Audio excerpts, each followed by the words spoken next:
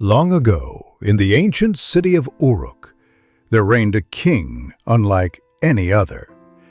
Gilgamesh, two-thirds god and one-third man. He was mighty, unmatched in strength, and his fame stretched across the lands. But for all his greatness, Gilgamesh was proud, arrogant, and restless.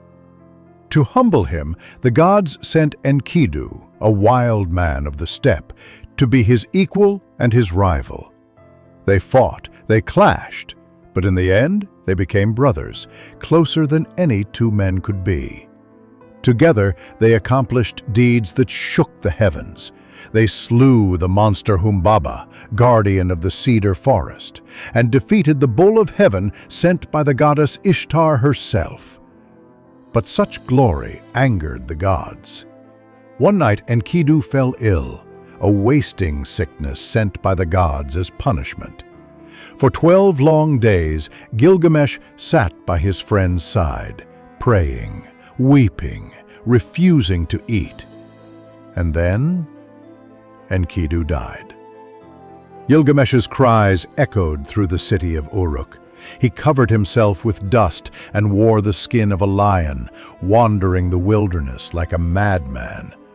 The mighty king had never known fear until now. For the first time, he understood what it meant to be mortal. Gilgamesh swore he would not share Enkidu's fate.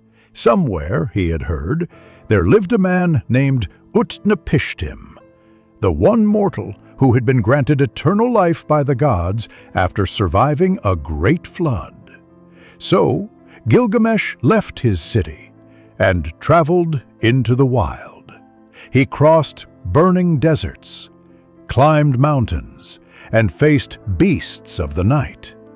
Finally, he reached the twin peaks of Mashu, guarded by scorpion men, half man, half dragon. Their eyes burned like fire. "None but the sun has passed this gate," they warned him. But Gilgamesh begged, "Let me go! My friend is dead. Shall I not see him again? I will not rest until I find eternal life." Moved by his grief, the guardians opened the gate and let him through. Gilgamesh wandered in darkness for 12 leagues until he came to the Garden of the Gods, a land where precious stones grew on trees, and the air was filled with golden light. There he met Siduri, the tavern keeper of the gods, who tried to comfort him. "Gilgamesh," she said gently, "why do you chase immortality? Life is short. Enjoy your food. Dance with your wife. Cherish your children. That is the life of man." But Gilgamesh refused. "I will find Utnapishtim," he said, "or die trying." Siduri sent him to Urshanabi, the ferryman of the gods. Together, they crossed the waters of death, a sea that no mortal could touch without perishing.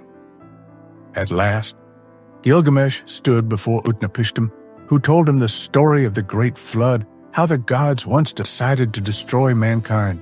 But the god Enki warned Utnapishtim to build a massive boat.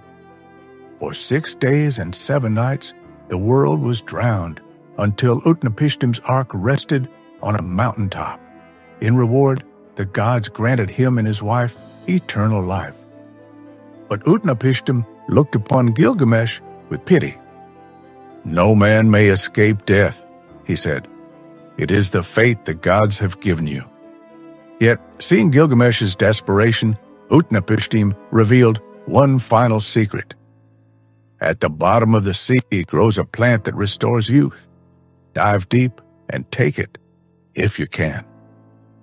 Gilgamesh tied stones to his feet, sank to the ocean floor, and plucked the plant of immortality. His heart soared with hope. "I will bring this back to Uruk," he said, "and share it with my people. We will all be young again." But on his journey home, Gilgamesh stopped to bathe in a cool spring. While he rested, a serpent crept out of the water, smelled the plant, and stole it away, shedding its skin as it slithered off, reborn.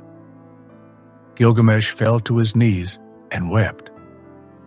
Empty-handed, Gilgamesh returned to Uruk, but as he stood atop the mighty walls of his city, he saw what he had built, the towers, the temples, the gardens, and he understood. Immortality was not in the body.